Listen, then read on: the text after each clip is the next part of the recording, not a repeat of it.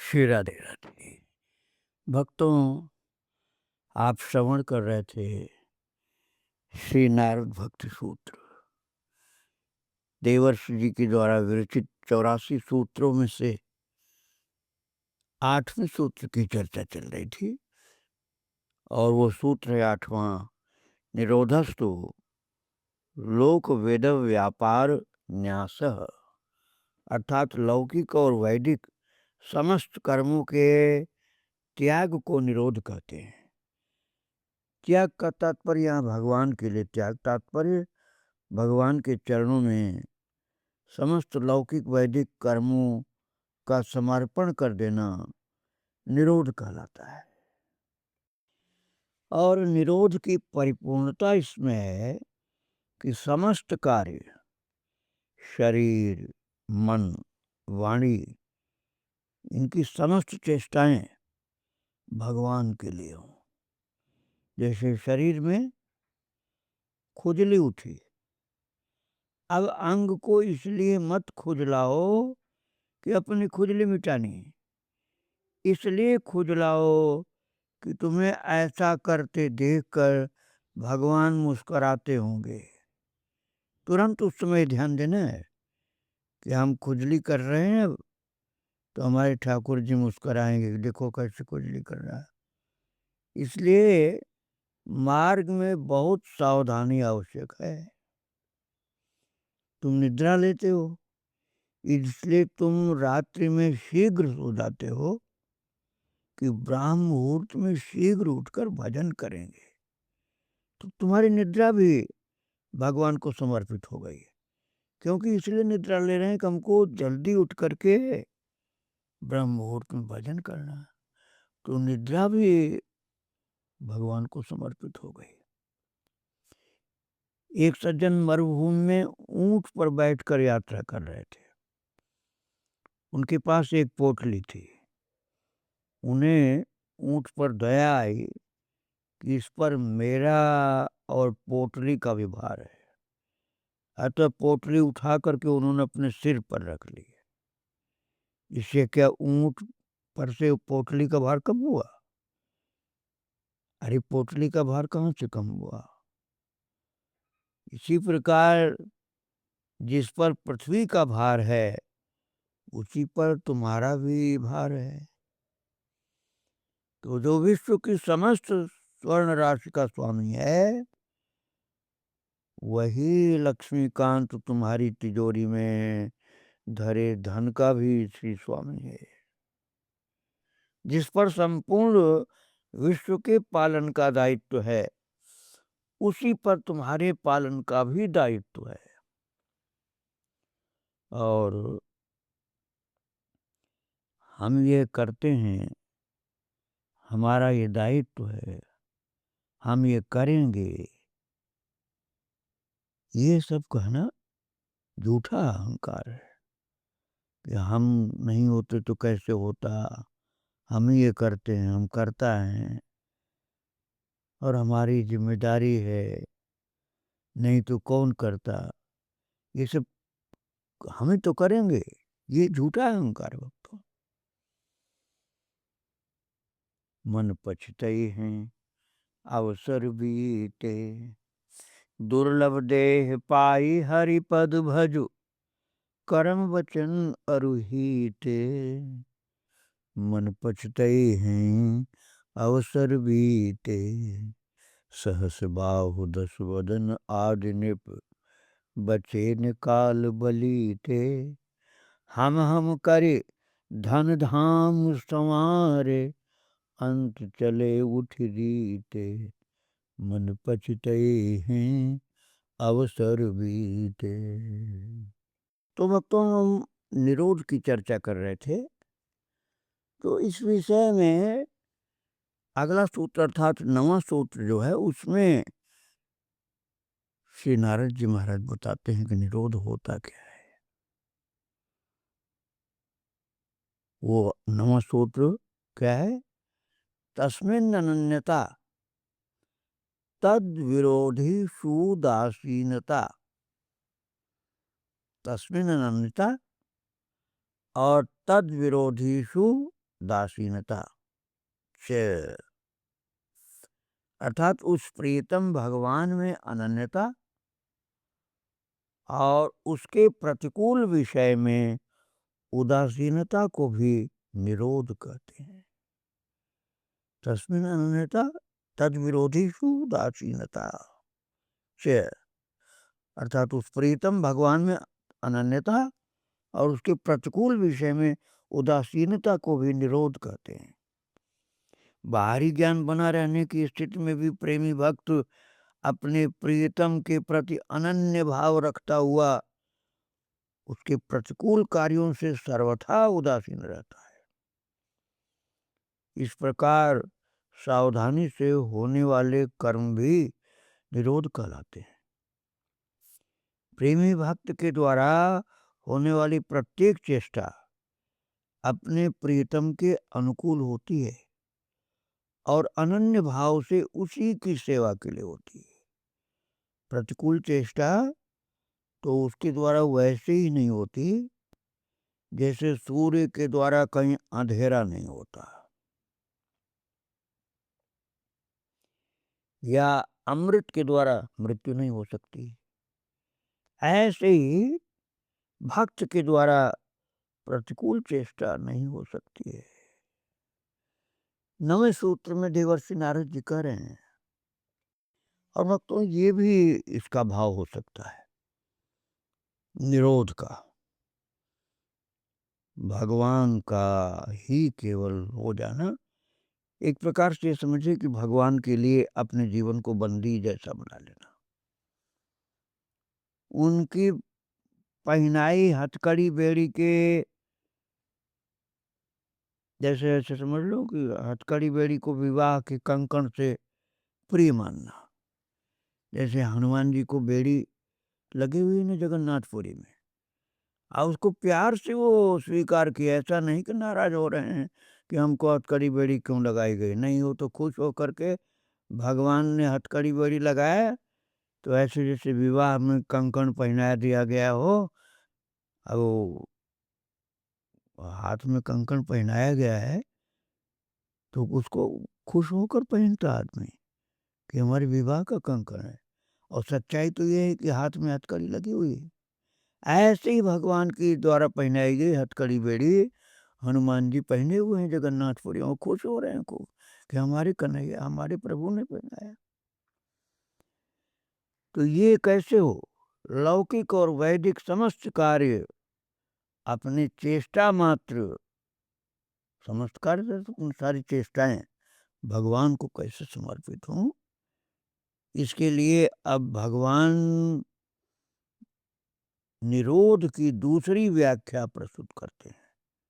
श्री देवर्षि नारद जी भगवान दूसरी व्याख्या प्रस्तुत करते हैं, उसमें मन को कैसी अवस्था रखनी चाहिए ये बतलाते हैं, और वही है 9वां सूत्र, तस्मिन् अनन्यता तद विरोधी सुदासीनता च, और निरोध है उन भगवान अथवा भक्ति में अनन्यता तथा उनके विरोधियों के प्रति उदासीनता।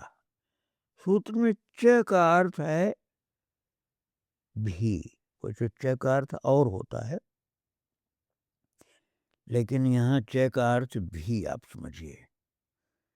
ये पूर्व सूत्रोक्त निरोध का समुच्चायक है। भगवान के प्रति अनन्यता होनी चाहिए। गीता में अनेक स्थानों पर अनन्यता की बात भगवान ने कही है, जैसे 9वें अध्याय के 22वें श्लोक में कहा है, अनन्या चिंतयन्तो माम ये जना पर्युपासते तेषां नित्याभियुक्तानां योगक्षेमं वहाम्यहम्। तो नित्याभियुक्तानां था सर्वदा जुड़े रहने वाले, हरि से लागा रहो रे भाई, तेरी बनत बनत बन जाएगी। तो तस्मिन् अनन्यता तद विरोधी सुदासीनता च, और निरोध है उन भगवान अथवा भक्ति में अनन्यता तथा उनके विरोधियों के प्रति उदासीनता। तो च का मतलब तथा और भी आप समझिए। और पर्युपासते, भगवान ने जो कहा ना 9वें अध्याय के 22वें श्लोक में, अनन्यास चिंतयन्तो माम ये जनाः पर्युपासते तेषां नित्याभियुक्तानां योगक्षेमं वहाम्यहम्। पर्युपासते, पर्युपासते का क्या मतलब हुआ? सर्वत्र भगवान को ही अनुभव करना, देखना, समझना। पर्युपासते अर्थात हर जगह चारों तरफ उनकी उपासना ही उपासना करना। पर्युपासते अर्थात सर्वत्र उनकी उपासना करना। तो सर्वत्र उपासना कैसे होगी? जब सर्वत्र भगवान को देखेंगे, अनुभव करेंगे। अनन्या अर्थात भगवान के अतिरिक्त दूसरी वस्तु ही नहीं। सर्वदा सर्वत्र प्रत्येक वस्तु में भगवान को ही देखना, ये बात भगवान ने कही है।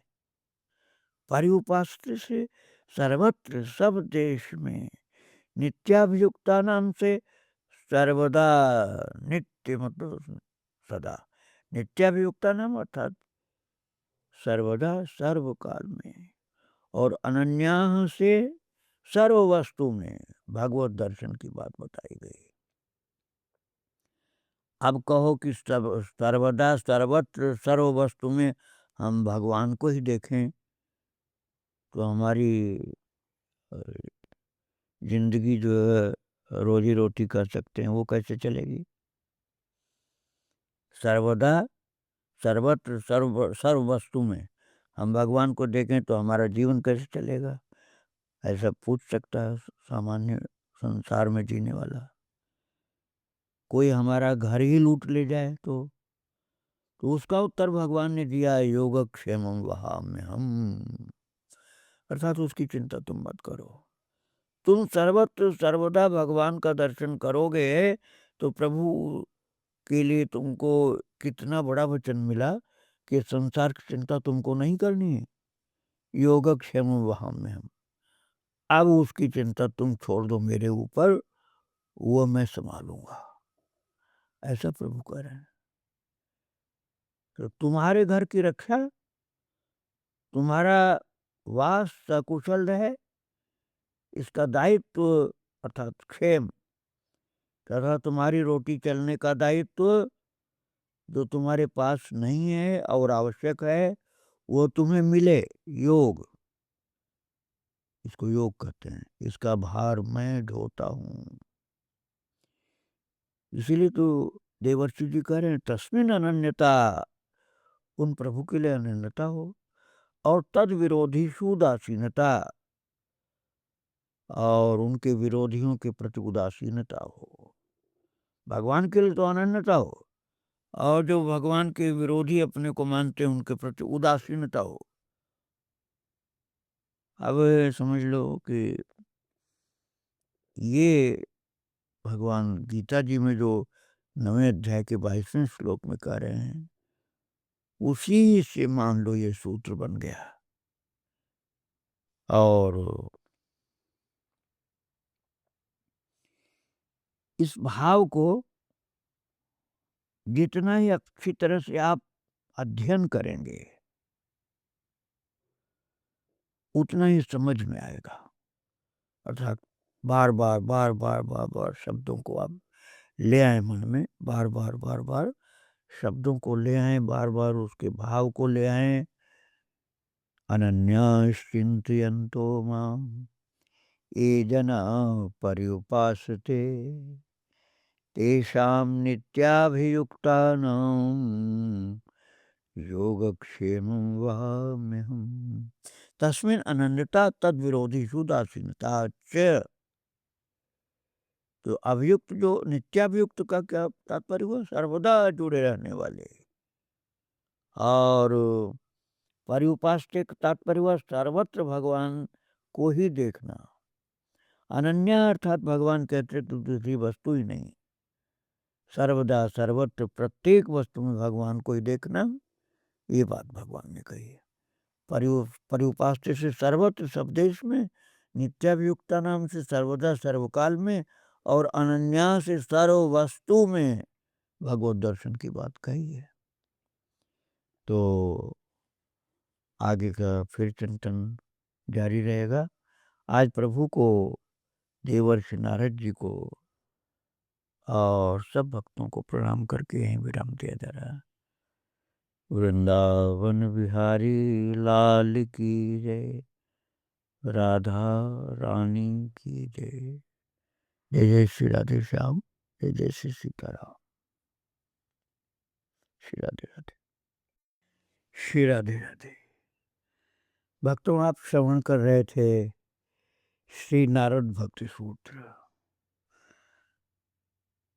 गुरुदेव भगवान जो परमात्मा के 24 अवतारों में से एक हैं, देवर्षि श्री नारद जी महाराज ने भक्ति के जो 84 सूत्र बनाए, उसमें से 9वें सूत्र को आप श्रवण कर रहे थे। और वो 9वां सूत्र है तस्मिन् अनन्यता तद विरोधी सुदासीनता च, अर्थात उस प्रीतम भगवान में अनन्यता और उसके प्रतिकूल विषय में उदासीनता को भी निरोध करते हैं। भगवान में अनन्यता, प्रीतम भगवान में अनन्यता, और उसके प्रतिकूल विषय में उदासीनता को भी निरोध कहते हैं। अर्थात निरोध की परिभाषा इस सूत्र में बताई गई है। जिस निरोध की चर्चा कई दिनों से आप श्रवण कर रहे हैं, उस निरोध की परिभाषा स्वयं देवर्षि इस 9वें सूत्र में बताते हैं। तस्मिन् अनन्यता तद विरोधी सुदासीनता च, और निरोध है उन भगवान और भगवान की भक्ति में अनन्यता तथा उनके विरोधियों के प्रति उदासीनता। यही चर्चा चल रही थी भक्तों। तो सूत्र में जो अनन्यता शब्द आया है, उसी संदर्भ में गीता जी के 9वें अध्याय के 22वें श्लोक की भी चर्चा चली थी।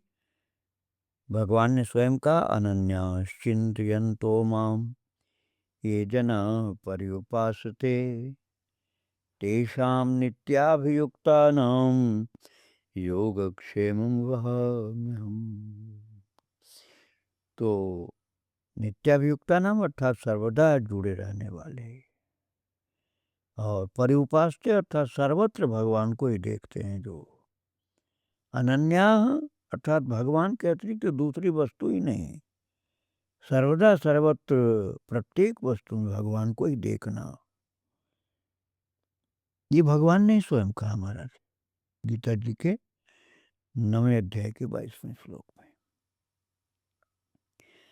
अब कहो कि सर्वदा सर्वत्र सर्व वस्तु में हम भगवान को ही देखें तो हमारा काम कैसे चलेगा? घर गृहस्थी का, रोजी रोटी का, कोई लूट न ले जाए हमारा घर वस्तु।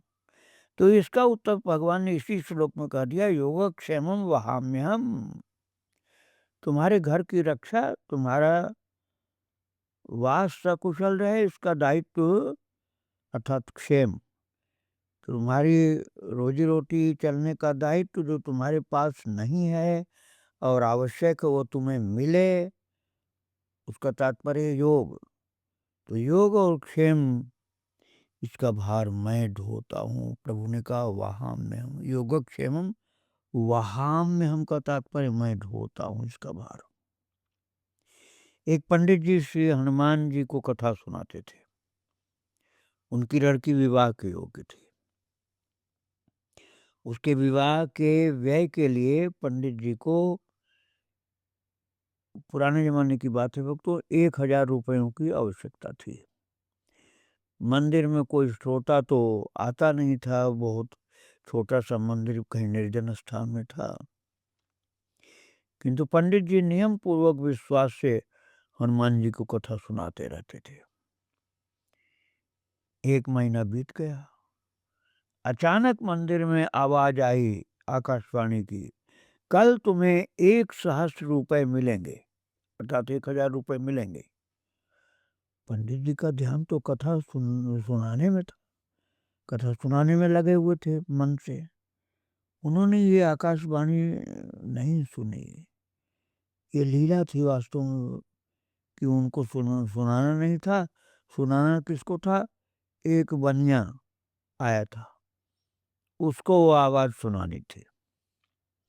तो उसने सुन ली। उस दिन मंदिर में पूजन करने के लिए आया था तो उसने वो वाणी सुनी। क्या वाणी सुनी? कि कल तुम्हें 1,000 रुपए मिलेंगे। ऐसी लीला ठाकुर जी की समझो आप, या हनुमान जी की समझो, कि पंडित जी जो कथा सुना रहे थे उनको आवाज नहीं सुनाई पड़ी। बनिया जो आया था पूजन करने के लिए, वो उसने सुन लिया कि कल पंडित जी को 1,000 रुपए मिलेंगे। तो सायंकाल पंडित जी के घर जाकर के वो बोला बनिया, पंडित जी कल आपकी कथा की जो दक्षिणा होगी उसका ठेका हम करेंगे। पंडित जी बोले, भैया क्यों मेरी हंसी करते हो? कल भला क्या नई बात होगी?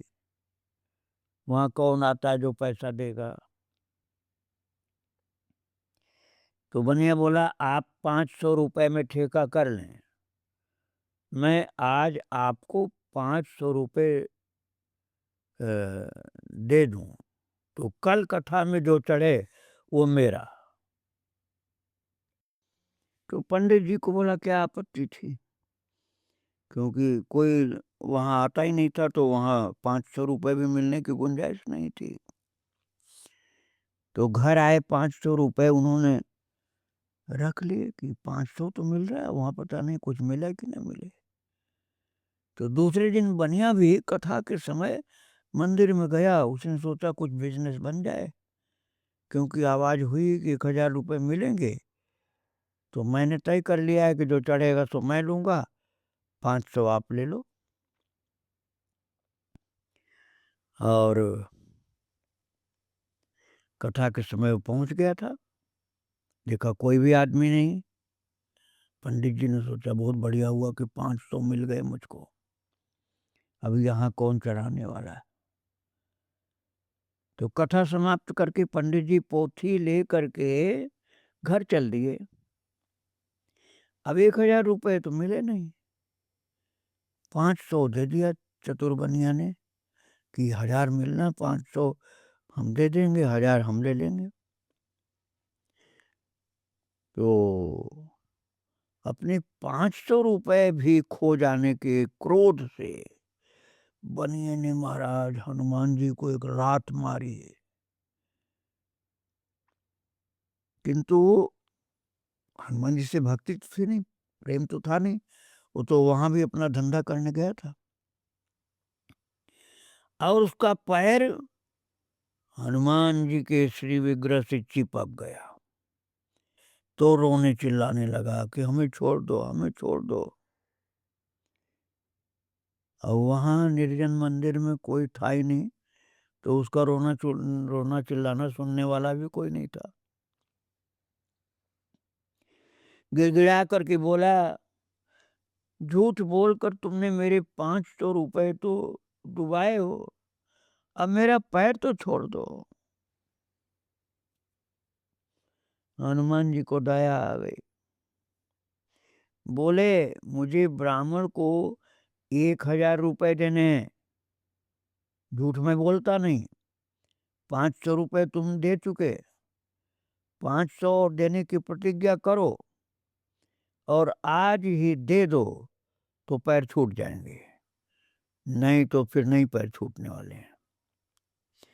अब बेचारे बनिए को प्रतिज्ञा करनी पड़ी, तब पैर छूटा कि 500 रुपए में और दे दूंगा, आज ही दे दूंगा।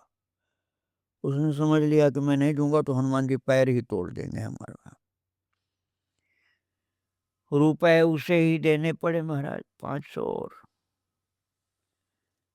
तो भगवान योगक्षेम का भार वहन करते हैं।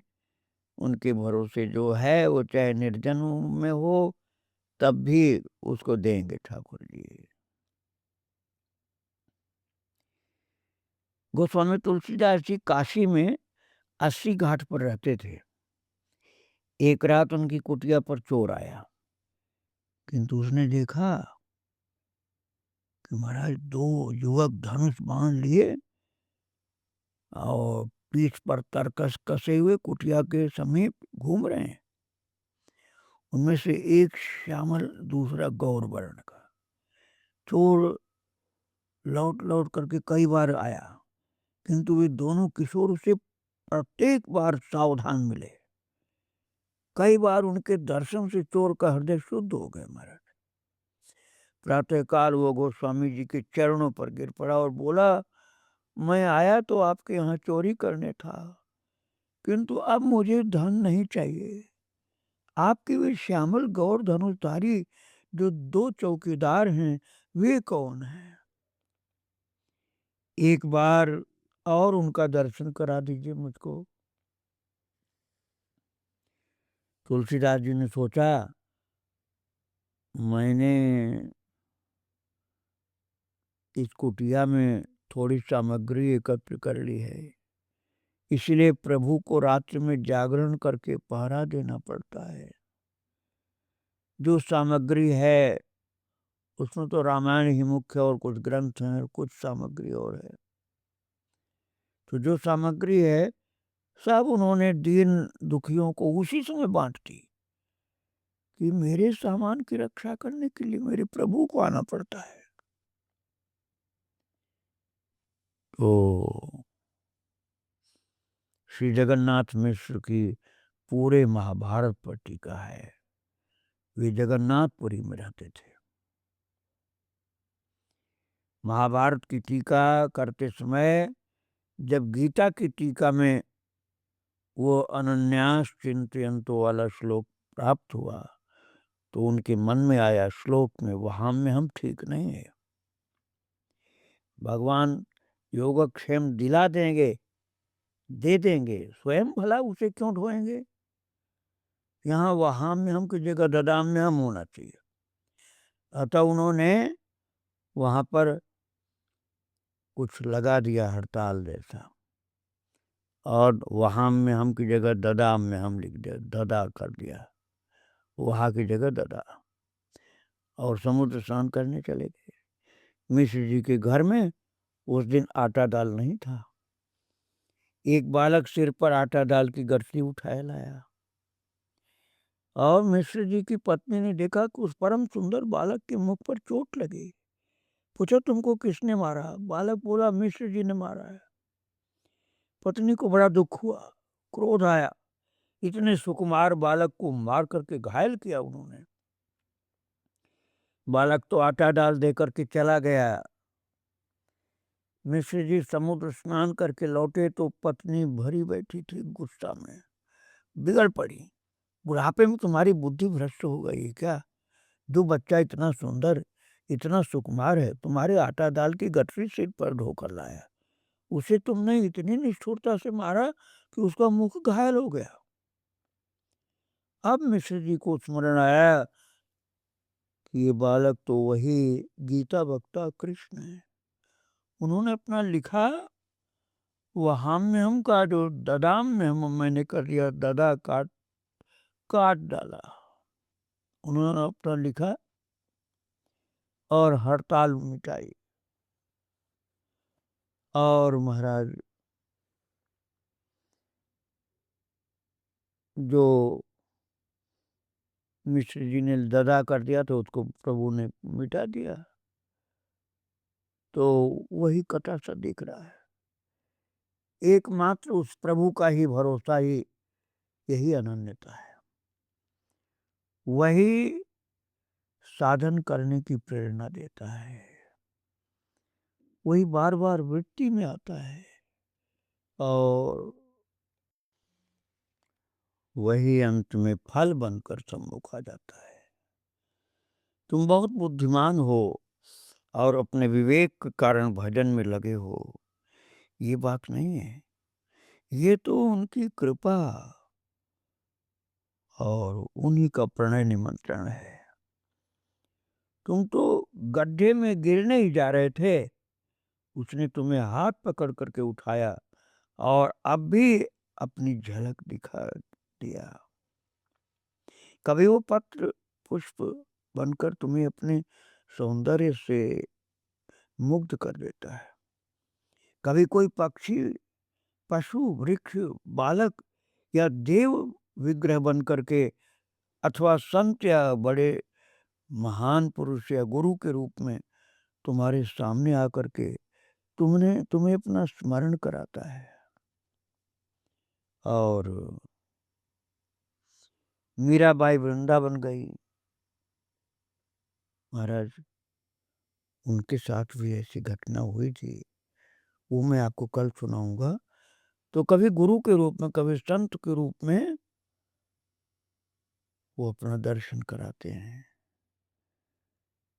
तो ऐसे प्रभु जिनके लिए अपना दिया हुआ वचन सदा याद है, जिनको सदा याद है अपनी बात, योगक्षेम वहां में हम, इसलिए तो नारद जी कहते हैं तस्मिन अनन्यता, भगवान की भक्ति में अनन्यता आवश्यक है। आगे फिर चर्चा करेंगे। आज प्रभु को और उनके भक्तों को बारंबार प्रणाम। श्री राधे राधे। जय जय श्री राधे श्याम, जय जय श्री सीताराम। श्री राधे राधे। भक्तों, आप श्रवण कर रहे थे श्री नारद भक्ति सूत्र को। स्वयं भगवान के ही एक अवतार देवर्षि नारद जी महाराज जीवों के कल्याण के लिए भक्ति के सूत्रों की रचना किए। पृथ्वी पर वास करने वाले संतों, भक्तों, साधकों के लिए उनमें से 84 सूत्र प्रदान किया और उन 84 सूत्रों में से 9वें सूत्र की चर्चा चल रही थी। वो 9वां सूत्र है तस्मिन अनन्यता तद विरोधीषु दासीनता, अर्थात उस प्रियतम भगवान में अनन्यता और उसके प्रतिकूल विषय में उदासीनता को भी निरोध कहते हैं। अर्थात निरोध की परिभाषा देवर्षि नारद जी बता रहे हैं और अनन्यता की व्याख्या चल रही थी भक्तों। और मैंने बताया था आपको कि गीता जी में भगवान ने 9वें अध्याय के 22वें श्लोक में अनन्यता की बात का बड़ा महत्व बताया। यहाँ तक कि भगवान ने कह दिया कि उस अनन्य भक्त का योगक्षेम का भार वहन मैं करता हूँ,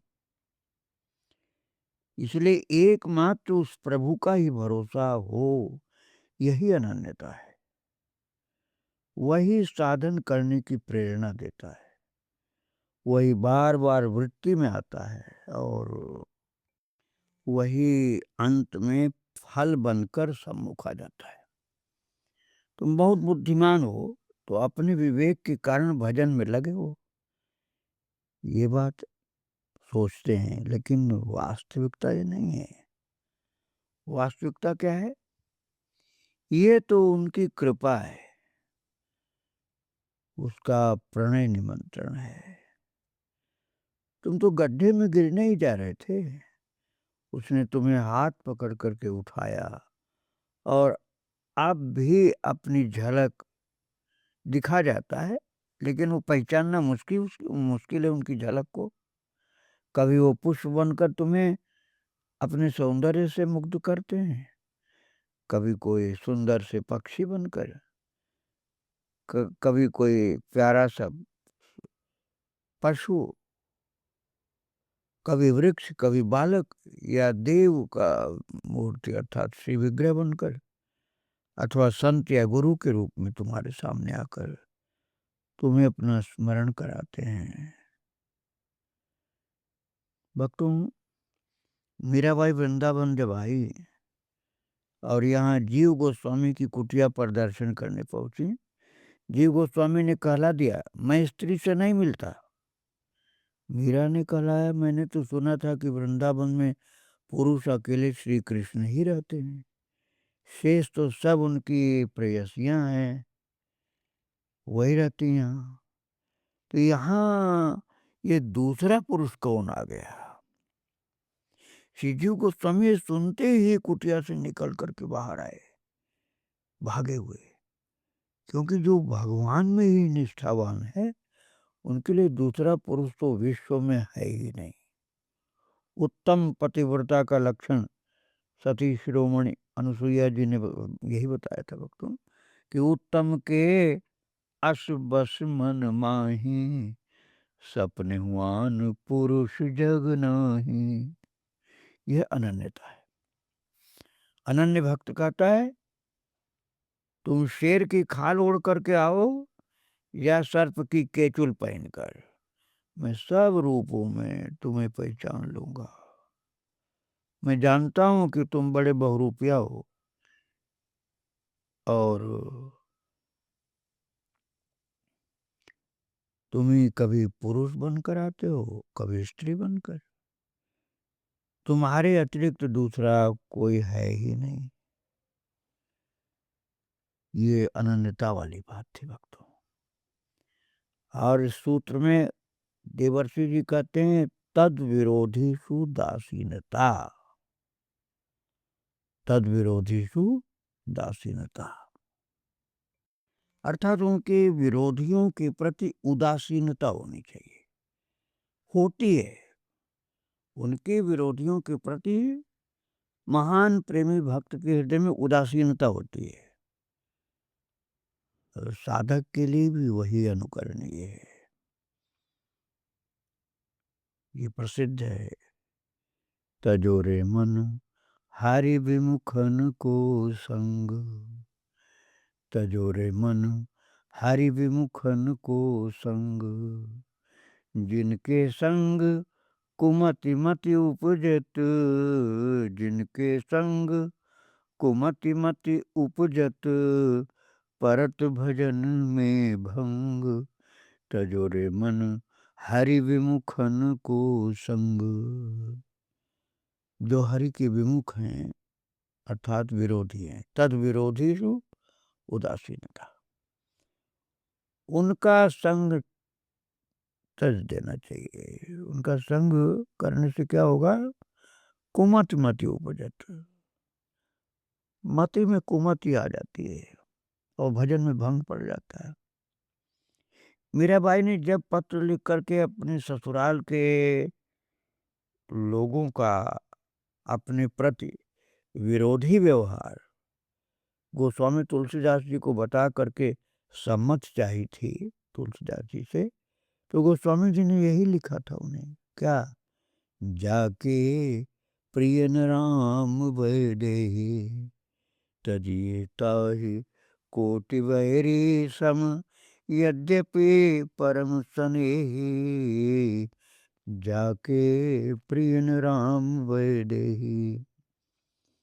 उदाहरण दिया, तजे पिता प्रहलाद, विभीषण बंधु भरत महतारी, बलि गुरु तजे कंत व्रज बनि तनि, भे मुद मंगलकारी, नाते नेह राम सोमनियत, सुहृद सुसेव्य जहाँ लऊं, अंजन कहा आँख जय फूटे, बहुतक कहूँ कहाँ लऊं।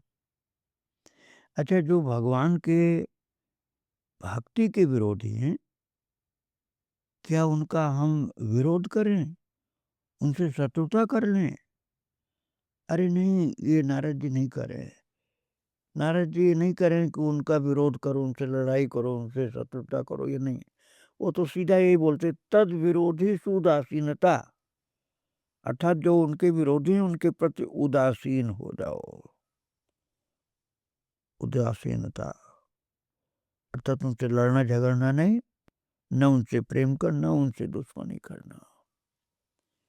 और ये जो उनसे हम लड़ाई करेंगे, विरोध करेंगे, शत्रुता करेंगे, तो ऐसा करके तो तुम उनका ही अभीष्ट पूर्ण करोगे, क्योंकि वो समझेंगे कि हमारा कुछ इम्पोर्टेंस है। वे तुमसे भजन छुड़ाना चाहते थे, जो उनके विरोधी है ना, प्रभु के विरोधी, भक्ति के विरोधी है, वो यही तो चाहते हैं कि आप भजन करना बंद कर दीजिए, किसी तरह से भजन छोड़ दीजिए। अब आप लड़ाई झगड़ा करेंगे तो वही होगा, आपका भजन छूटेगा। जो काम वे करना चाहते थे वो तुमने स्वयं कर दिया, झगड़ा करके, विरोध करके। इसलिए उदासीन रहने को कहा। तू नारद जी ने कहा उदासीन हो जाओ उनसे, उनसे न मित्रता न झगड़ा। उनका विरोध करने में लग गए तो भजन छूट गया। सफल वे हुए या तुम हुए, भजन छुड़ा दिया उन्होंने तो सफल तो वही हो गए। अतः उनकी ओर से नेत्र बंद कर लो। तुम दूसरों से लड़ोगे, शत्रुता करोगे तो इतना समय तुम्हारा व्यर्थ चला जाएगा। लोग कहेंगे तुम्हें गुरु ने यही सिखाया था कि सबसे लड़ाई करो। भगवान का भक्त क्या लड़ाकू होता भाई? अरे अपनी तो भक्ति से मतलब है, काहे के लड़ना भिड़ना किसी से। अतः गुरु तथा भगवान की निंदा मत करवाओ। लोग कहेंगे तुम भक्त होकर के सबसे लड़ते हो, गुरु ने तुम्हारे यही कहा। अपने इष्ट में, भजन पद्धति में, मंत्र में तथा गुरु में अनन्यता होनी चाहिए। जो इनके विरोधी हैं उनका विरोध मत करो, उनसे उदासीन हो जाओ, क्योंकि विरोधी तो आता ही है इष्ट, मंत्र, भजन एवं गुरु छुड़ाने के लिए। तो हमको ये करना ही नहीं, उदासीन हो जाना विरोधियों से। विरोधी तो यही कार्य करता है कि हमारा इष्ट से, मंत्र से, भजन से, गुरु से रिश्ता छुड़ाना चाहता है। अब झगड़े में लगे तो वही हो जाएगा। तो अपने इष्ट में, भजन की पद्धति में, भजन में, मंत्र में तथा गुरु में अनन्यता होनी चाहिए। जो इनके विरोधी हैं उनका विरोध मत करो। इसी बात को देवर्षि नारद जी कह रहे हैं, तद विरोधी सुदासीनता। अर्थात जो हमारे प्रभु के, हमारे भक्ति के, भगवत भक्ति के विरोधी हैं, उनके प्रति उदासीन हो जाओ। अर्थात लड़ाई झगड़ा कुछ नहीं, न प्रेम न बैर। तो भक्तों ये चर्चा चल रही थी नारद जी के द्वारा बताए गए 9वें सूत्र की, तस्मिन् अनन्यता तद विरोधी सुदासीनता। उस प्रीतम भगवान में अनन्यता और उसके प्रतिकूल विषय में उदासीनता, यही निरोध की परिभाषा, यही देवर्षि की आज्ञा है हम लोगों के लिए।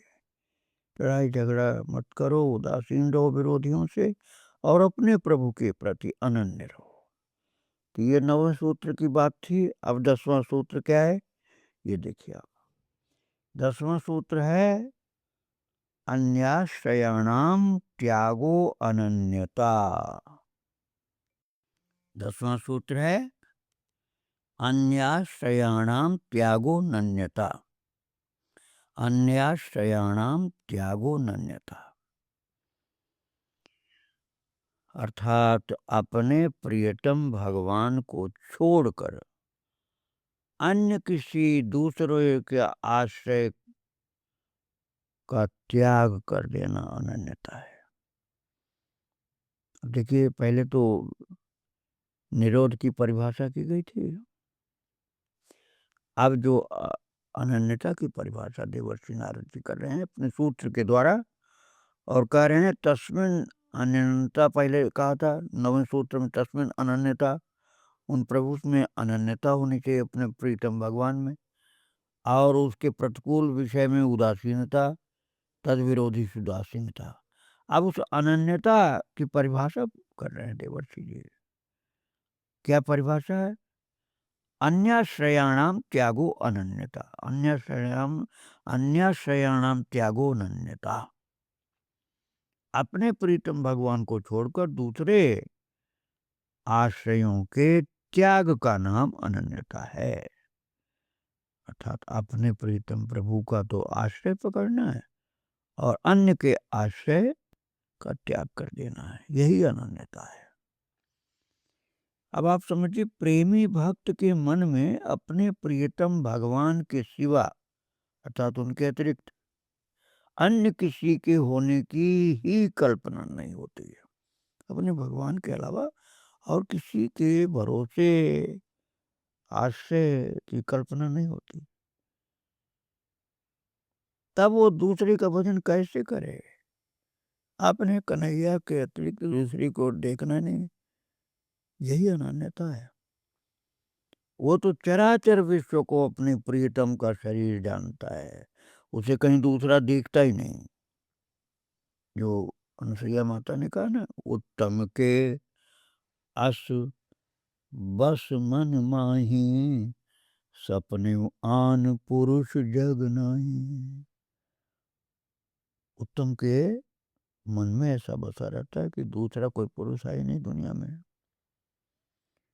और रहीम कहते हैं कि आंखों में प्यारे की मधुर छवि ऐसी समा रही है कि दूसरी किसी छवि के लिए स्थान ही नहीं रह गया। प्रीतम छवि नैनन बसी, पर छवि कहाँ समाए। भरी सराय रहीम लखी, आप पथिक फिर जाए। प्रीतम छवि नैनन बसी, पर छवि कहाँ समाए। भरी सराय रहीम लखी, आप पथिक फिर जाए। जैसे किसी धर्मशाला में आप जाओ तो भरपूर भरी हुई है, तो अपने आप यात्री वापस चला जाएगा। प्रियतम की छवि नैन में ऐसी बसी हुई है कि अब दूसरी कोई छवि उसमें आना भी चाहे तो वापस चली जाएगी, क्योंकि प्रियतम की छवि के अलावा दूसरी कोई छवि है ही नहीं। यह अनन्यता है। इसकी चर्चा भक्तों आगे फिर करेंगे। प्रभु को, देवर्षि नारद को और उनके भक्तों को प्रणाम करके यहीं विराम। जय जय श्री राधे श्याम, जय जय श्री सीताराम। वृंदावन बिहारी लाल की जय, राधा रानी की जय। जय जय श्री राधे राधे। श्री राधे राधे। भक्तों, आप श्रवण कर रहे थे श्री नारद भक्त सूत्र। परम कृपालु देवर्षि श्री नारद जी महाराज ने जीवों के कल्याण के लिए भगवत भक्ति के सूत्रों की रचना की। प्रसिद्ध उनके 84 सूत्रों में से 10वें सूत्र की चर्चा चल रही थी। वह सूत्र है अनन्यता के स्वरूप का। अनन्यता का स्वरूप क्या है, ये बतलाते हैं देवर्षि नारद जी महाराज 10वें सूत्र में। और कहते हैं 2 शब्द के उस गहरे गंभीर सूत्र में, अन्याश्रयाणाम त्यागो नन्यता। अन्याश्रयाणाम त्यागो नन्यता। अन्याश्रयाणाम त्यागो अनन्यता। अन्याश्रयाणाम त्याग अनन्यता। अर्थात अपने इष्ट से भिन्न, अपने इष्ट से भिन्न दूसरे सब आश्रयों के त्याग का नाम अनन्यता है। अपने इष्ट से भिन्न दूसरे सभी आश्रयों के त्याग का नाम अनन्यता है। ये 10वां सूत्र है जिसकी चर्चा चल रही थी भक्तों। ये इसका तात्पर्य हुआ अपने प्रीतम भगवान को छोड़कर, अपने प्रीतम भगवान को छोड़कर दूसरे सभी आश्रयों के त्याग का नाम अनन्यता है। पहले आप लोगों ने 9वें सूत्र में सुना था ना, तस्मिन् अनन्यता तद विरोधीषु दानश्री तद विरोधीषु उदासीनता। तस्मिन् अनन्यता तद विरोधीषु उदासीनता। अर्थात उस प्रीतम भगवान में अनन्यता और उसके प्रतिकूल विषय में उदासीनता को भी निरोध कहते हैं। अब उसी अनन्यता की बात यहाँ की जा रही है देवर्षि जी के द्वारा कि अनन्यता होती क्या है। 9वें सूत्र में ये कहा गया कि उस प्रियतम भगवान में अनन्यता और उसके प्रतिकूल विषयों में उदासीनता को भी निरोध कहते हैं। वहाँ निरोध की परिभाषा की गई थी। अब यहाँ अनन्यता की परिभाषा हो रही है, और अनन्यता की परिभाषा में श्री नारद जी महाराज कहते हैं कि अन्न के आश्रय का त्याग कर देना अनन्यता। अन्न के आश्रय का त्याग कर देना अनन्यता। अन्न के आश्रय का क्या मतलब हुआ? अपने प्रियतम भगवान के अलावा दूसरे किसी के आश्रय का त्याग नहीं होना चाहिए, और दूसरे किसी का आश्रय यदि है भगवान को छोड़कर, तो उस दूसरे के आश्रयों के त्याग का नाम ही अनन्यता है। दूसरे के आश्रय ये हैं तो उनका त्याग कर देना अनन्यता है। तात्पर्य ये हुआ कि हम अपने भगवान का भी आश्रय करें, और तमाम लोगों का आश्रय करें, देवी देवता और तमाम शक्ति और तमाम मनुष्य और बहुत सारी चीज, उनका आश्रय करें, तो वो फिर अनन्यता नहीं हुई। भगवान का नाम ले लिया, आश्रय आश्रय दूसरे लोगों का है, तो ये अनन्यता नहीं है। तो अनन्यता क्या हुआ? अपने प्रीतम के अलावा दूसरे के आश्रय का त्याग कर देना अनन्यता है। ये 10वें सूत्र में आप श्रवण कर रहे थे भक्तों। और कल जो चर्चा चल रही थी इसी सूत्र के विषय में कि प्रियतम की छवि जब नैनों में बस जाती है, तो प्रियतम छवि नैनन बसी, पर छवि कहाँ समाए। भरी सराय रहीम लख आप पथिक फिर जाए। जब भगवान की छवि ही, प्रीतम की छवि इतना अंदर भरी हुई है, बसी हुई है, तो दूसरी कोई छवि अर्थात दूसरी कोई चीज कहाँ से अंदर घुस पाएगी, कहाँ से अंदर रह पाएगी। ये तात्पर्य भक्तों। अथवा जो मैया अनुसुईया ने कहा था ना, उत्तम के अस बस मन माही, सपनेवान पुरुष जग नाही। गोपियों की ये गति बहुत अच्छी थी, ये स्थिति अनन्यता की।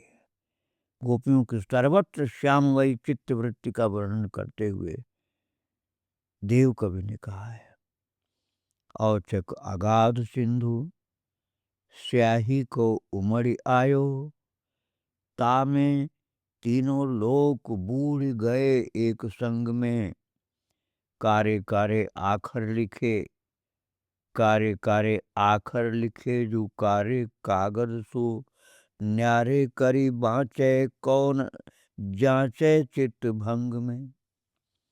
आँखिन में तिमिर अमावस की रैन जिमी, जम्बू नद बुंदु जमुना जल तरंग में।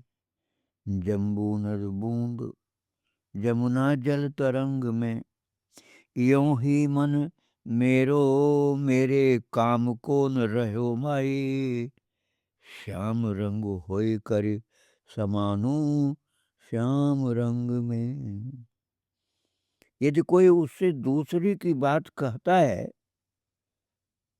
अन्य किसी की बात यदि गोपी से कोई कहता है, तो उसे सुनना ही नहीं चाहता, या उसे सुनाई नहीं पड़ती वो बात।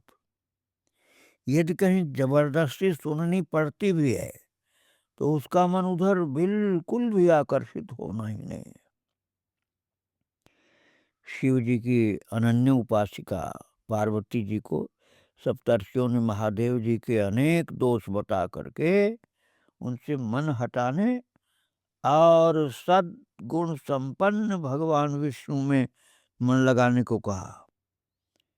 तब शिव प्रेम की मूर्ति भगवती ने उत्तर दिया था, जन्म कोटि लगी रगर हमारी, बरऊं शंभु न तुरहूं कुमारी।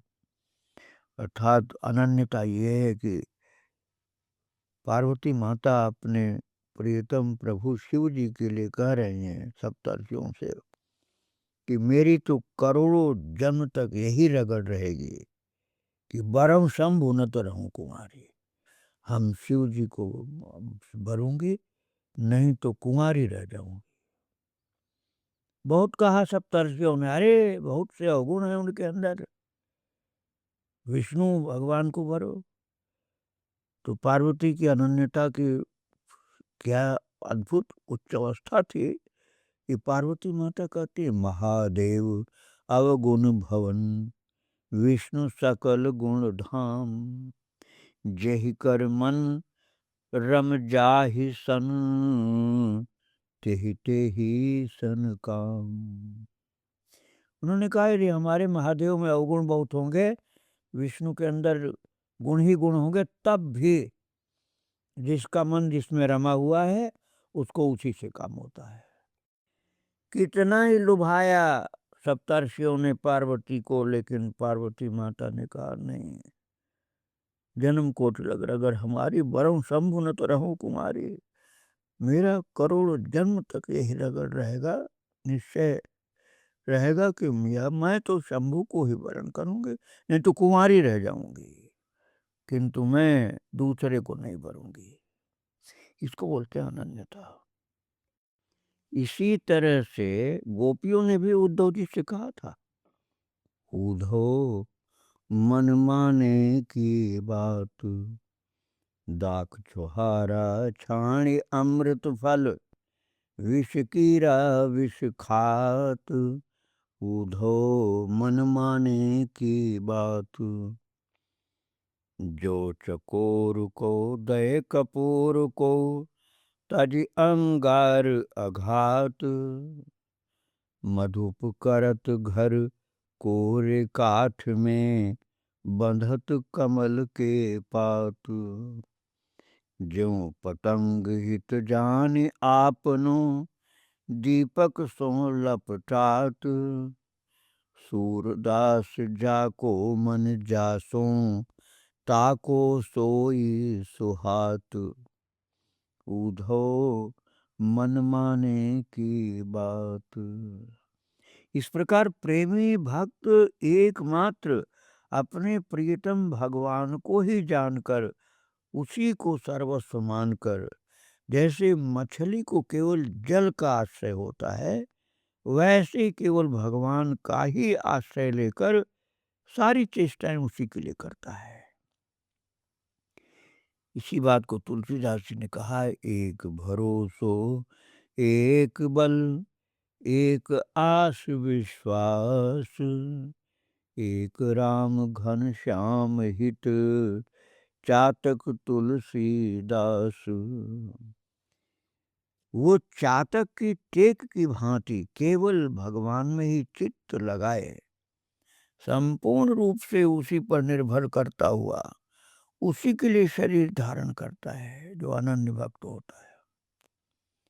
उसका खाना पीना, सोना बैठना, चलना फिरना, लेना देना, दान पुण्य करना, सब कुछ अपने प्रियतम के लिए ही होता है, उसी के लिए होता है।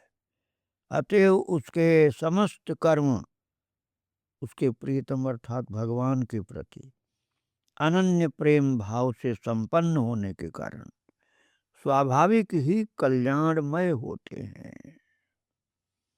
इसको बोलते हैं अनन्यता।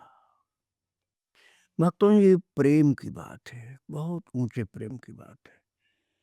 कई लोग ज्ञान मार्ग के प्रेमी होते हैं, अर्थात ज्ञान मार्ग को महत्व ज़्यादा देते हैं, तो उसमें अनन्यता है एक अद्वितीय परमात्मा का ही अनुभव, दूसरी कोई वस्तु सत्ता है ही नहीं।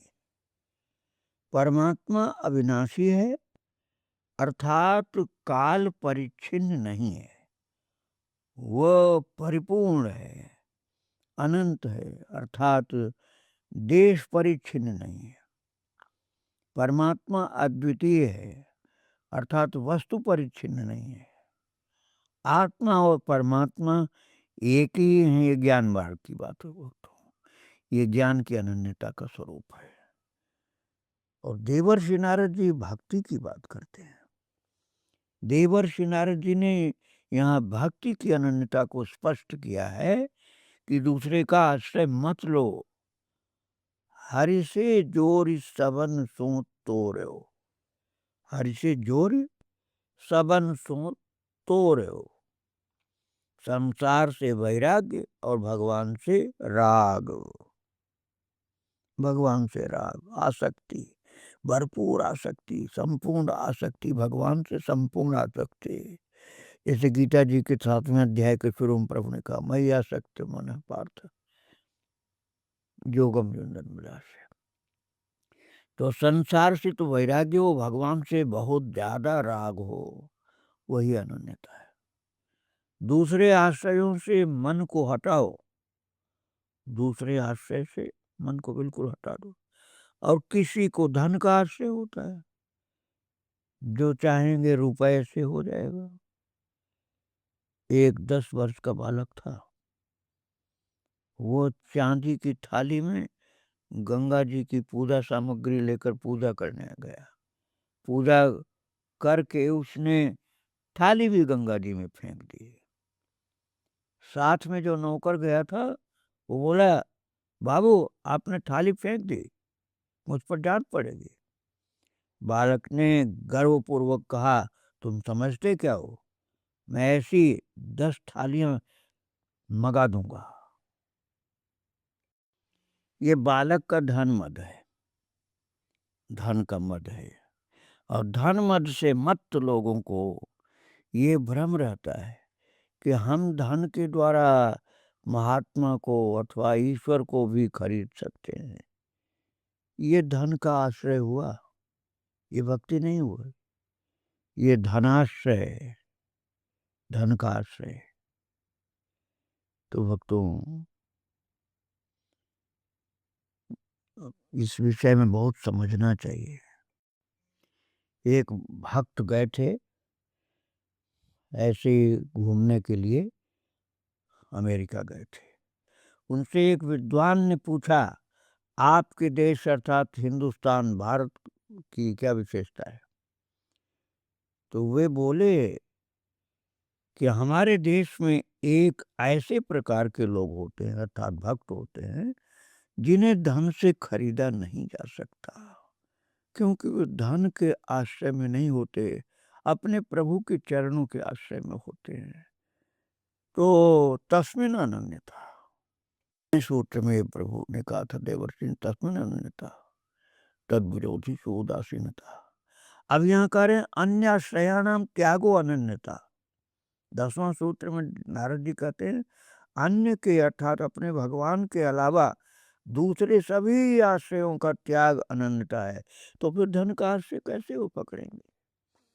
तो यही बता दिया कि हमारे यहाँ भक्त जो होते हैं वो किसी प्रकार का त्याग ग्रहण करते हैं, अर्थात उनको धन से भी नहीं खरीदा जा सकता, वे केवल अपने प्रभु के चरणों के आश्रित होते हैं। आगे फिर चर्चा की जाएगी। श्री राधे राधे।